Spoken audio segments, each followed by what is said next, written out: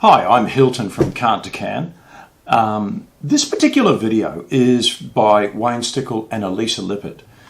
And Elissa Lippett is a relationships expert, particularly focused on what men need to do to have sustainable relationships with women.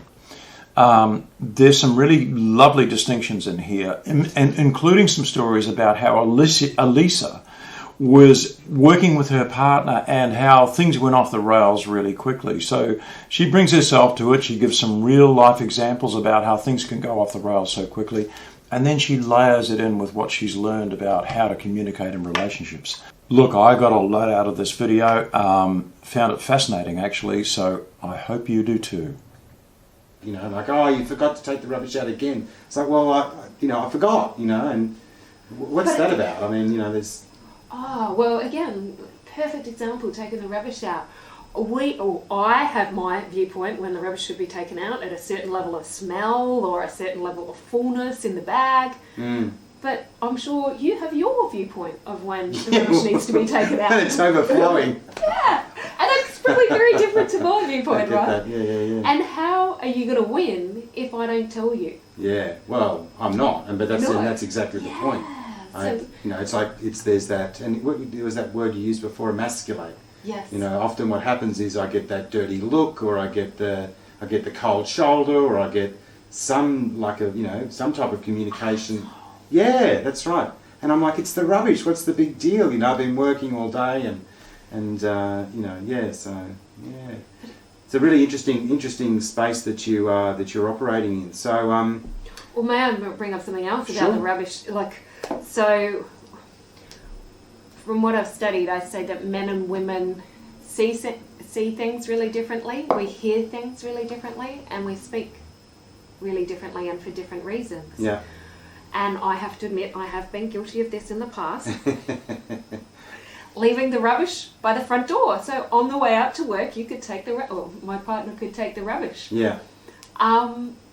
And then getting really shitty. Like, that would be what I would consider very subtle, like as a sledgehammer. Like, you should see the rubbish, take it out with you, walking right past the bins. Yeah. And then setting them up to fail. Like, I didn't know men were single focus. Like, what I say is we have different hormones. Men are predominantly testosterone driven, and men have 15 to 30 times the level of testosterone as women do. Sure. Which is very important for sex drive. That's why our sex drives can be so different. But yeah. I did a typical female thing there. I kind of took a side tangent. Now I'm coming back. I apologise. So leaving the rubbish by the door, as a woman, I have what's called diffuse awareness. My environment talks to me. I can see everything in my environment. And that's why women are constantly, fixing pillows or straightening picture frames, or that's why we get so upset with the socks on the floor. It's like they're talking to us.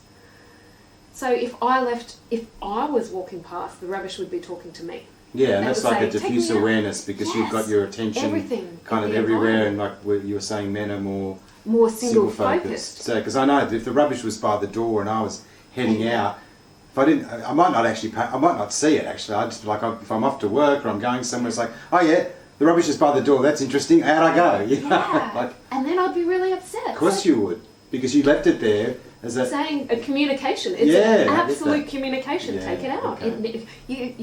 You're already in the shit because you didn't take it out from the bin. Yeah. So I'm putting it under your nose to take it out, not knowing that you're single focused and you're just getting out the door to go to work. Yeah.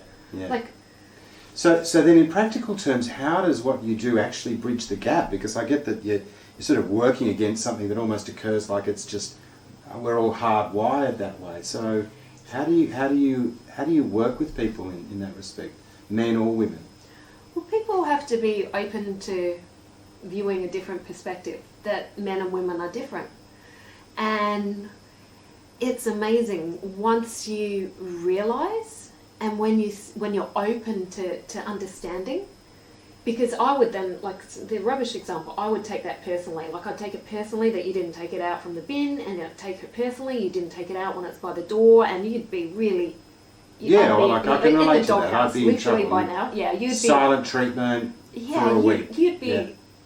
there. I'd be very Rights and upset. privileges taken away. I got all of that. Not doing anything for you because you couldn't even take the rubbish out. Yeah. But when, like now, I understand that we need to communicate about it, and it's not personal. You didn't intentionally not take the rubbish out. You didn't even really see it. Yeah. Or you might have seen it, but it's not actionable because Wow. you're too busy getting out the door. So that's like a whole new level of understanding between men and women. It is, and it's working together.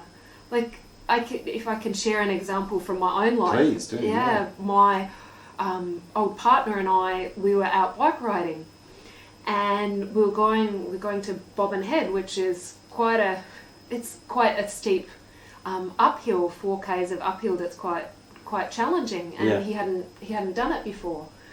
And being a woman, I feel safe in the gathering mode by connecting. So that means being next to, chatting, talking, when we just bubble away at you, all these words are coming out. Yeah, I get that. So I was needing to do that with him. We were riding and I just wanted to connect. So this is before we got into Bobbin Head, so we were riding along the flat, and I rode up to him and I said, can I ride next to you? I at least had the insight to ask him, and he said, no. So I'm needing to connect to feel safe. Yeah. And he's telling me no. Yeah.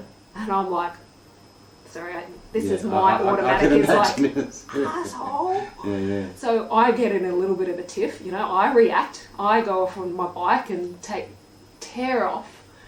Then we're going up Bobbin Head, the challenging side, on the bike, and he passes me, so that's even like double asshole.